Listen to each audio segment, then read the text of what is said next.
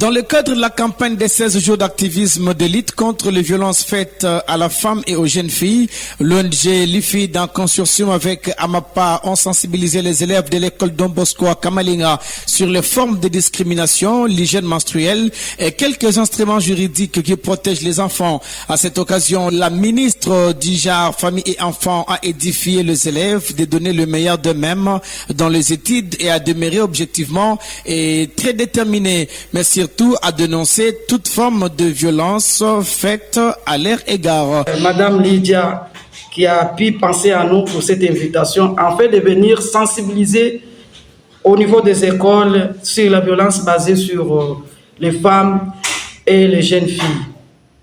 J'ai lancé un appel très vibrant aux femmes, aux jeunes filles que vous êtes vraiment l'avenir du demain, car éduquer une femme, c'est éduquer toute la nation. C'est à vous de prendre les choses au sérieux. Prendre les études au sérieux, c'est parce que c'est le fondement même, c'est la base. La femme est vraiment très importante. La femme a des potentiels que vous devez vous-même démontrer ou soit manifester votre talent par l'appui d'un bon encadrement aussi des écoles.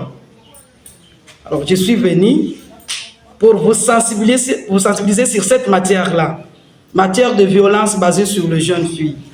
Quand il y a les actes posés par rapport aux filles dans les cas de violence, il faut avoir le courage de dénoncer. Pour sa part, la coordonnatrice provinciale de Ligue des filles et femmes instruites pour le développement LIFID, Lydia Mfamba, a fait savoir que l'objectif était de sensibiliser les élèves sur les perceptions qu'elles peuvent avoir sur les personnes vivant avec handicap, surtout en rapport avec cette célébration. Lydia Mfamba. Nous étions à l'école Don Bosco pour sensibiliser les élèves sur les formes de discrimination faites à l'égard de femmes et des filles, surtout que nous sommes pendant le 16 jours d'activisme. De 16 jours d'activisme, c'était une occasion pour nous de brosser un tout petit peu l'historique auprès des élèves, afin qu'ils connaissent l'importance de cette journée et à quoi ça consiste. Mais également, aujourd'hui, c'est les 2 décembre, la journée mondiale de personnes vivant avec handicap.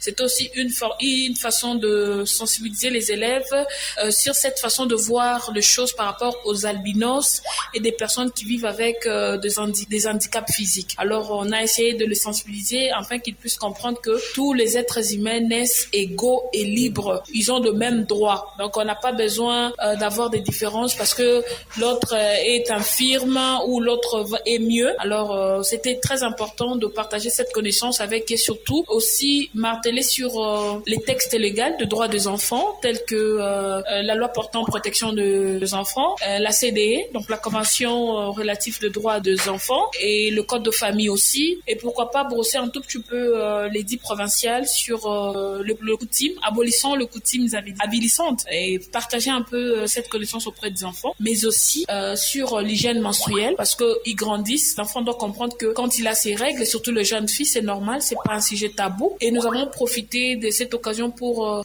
plaider auprès de l'école, mentionner à chaque rentrée scolaire un petit frais pour de kits hygiéniques. Pourquoi? Parce que la fille peut voir ses règles à l'école, au lieu que ça lui indispose, directement l'école peut lui servir d'un kit pouvant l'aider à continuer le cours jusqu'à la fin. Parce que les règles, c'est normal, les règles n'est pas une maladie. C'était Lydia Mfamba et signalons que cette activité rentre dans le cadre des 16 jours d'activisme.